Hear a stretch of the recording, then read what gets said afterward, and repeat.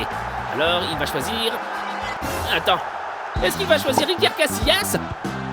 Hey yo, mon gars, il a choisi Iker Casillas, mon pote. Il est bien noté, il vaut 97. Attends, il joue...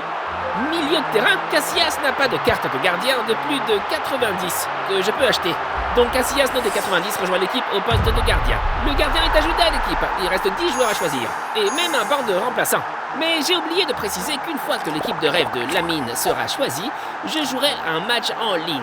Et je devrais recréer le but incroyable de Yamal contre la France à l'Euro. Mais à chaque fois que je raterai mon but, je devrais avaler une petite cuillère de ces sauces piquantes. Elles sont vraiment piquantes. Maintenant, place au défenseur. Lamine Yamal a dit que son arrière-gauche de rêve était Marcelo et son défenseur central gauche de rêve était Sergio Ramos. Mais aucun des deux ne fait partie du FC 25. Du coup, il nous a dit quels étaient les adversaires les plus coriaces qu'il avait affrontés. Meilleur défenseur que tu as pu affronter. Davis ou Nuno Mendes? Davis ou Nuno Mendes? Je vais acheter les deux. Donc Davis a une carte notée 96 que je peux acheter. Il en a aussi une de 97, mais elle n'est plus disponible. Alors non. 100 000 pièces pour celui-ci noté 99 en vitesse et 96 en dribble. Alphonso Davies est extrêmement rapide. Et Nuno Mendes a une carte qui peut jouer en défense centrale. Donc je vais l'acheter. Il ne coûte que 16 000 pièces, mais ne vous inquiétez pas. Lamine va choisir des joueurs qui vont me ruiner. Et maintenant, place à mon défenseur central droit. Lamine a choisi Piqué, mais il n'est pas dans le jeu non plus. À la place, on va utiliser cette interview où il a dit qui était le meilleur défenseur de la Ligue des Champions cette saison. Le meilleur défenseur? Je dois dire que j'aime beaucoup Pacho. Ouh, Pacho! Parce que Pacho est aussi mon pote. Le voilà! L'alchimie commence à avoir de la gueule, c'est super. Au poste d'arrière droit, Lamine Yamal a choisi Dani Alves. Il n'est pas non plus dans le FC. Et pour ça, je vais choisir l'arrière droit avec lequel il a joué le plus de matchs, c'est-à-dire Koundé. Ils ont joué 94 matchs ensemble. Voilà mon pote Koundé Naldo. La carte la mieux notée de l'équipe est arrière droit. Pour les 6 derniers joueurs de mon équipe, voyons ce que Yamal a mis sur la liste. Ouh, ailier gauche. Je vais l'inscrire ici. Ronaldo!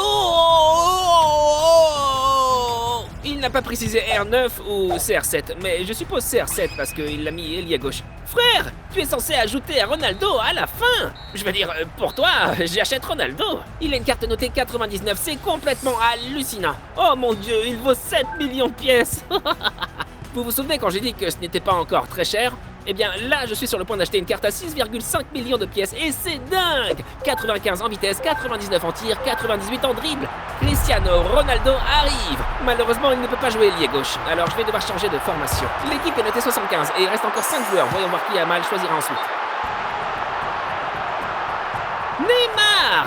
Il a mis Neymar. Malheureusement, Neymar est parti en championnat brésilien. Mais il a une carte qu'on peut acheter. Et cette carte, c'est Neymarcito, noté 91. Ouh, il a 99 en dribble. Ouais, je la prends. 70 000 pièces pour mon pote Neymar Naldo, les gars.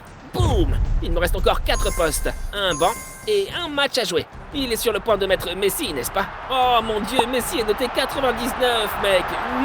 8,2 millions de pièces. Il est ailier droit. N'oubliez pas, à la fin, je dois recréer le but de Lamine Yamal contre la France. Avoir un joueur comme Messi est donc crucial pour moi. C'est marrant comme ça a très mal commencé et maintenant c'est la folie. Et il nous reste encore des remplaçants à choisir aussi. Ensuite, il pourrait mettre un ailier droit, vu la façon dont il écrit les noms des joueurs sur le tableau. On dirait qu'il va ajouter un autre joueur, donc il choisit des joueurs qu'il a vu jouer. Donc ce ne sera pas Pelé. Je serais impressionné s'il ne choisissait pas Ronaldinho. Il n'a peut-être pas vu jouer Ronaldinho. Oh, Zidane! Non, attends, il écrit Zidane sans le E. Oh mon Dieu, mec!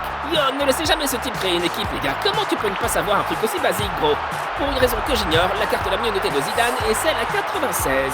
Je m'attendais à ce qu'il ait une carte à 99 ou 98, mais il a juste cette carte à 96. Alors je suppose qu'on achète Zizou, on le fait jouer en MOC et on prie. Bah non, on le met au milieu central. Ça a clairement amélioré l'équipe, mais vous savez, ce n'est toujours pas suffisant. Je sais qu'il va choisir Xavi Hernandez. Je veux dire, ce n'est pas seulement l'entraîneur qui l'a fait débuter, mais c'est aussi l'un des plus grands milieux de terrain espagnols de tous les temps. Bon,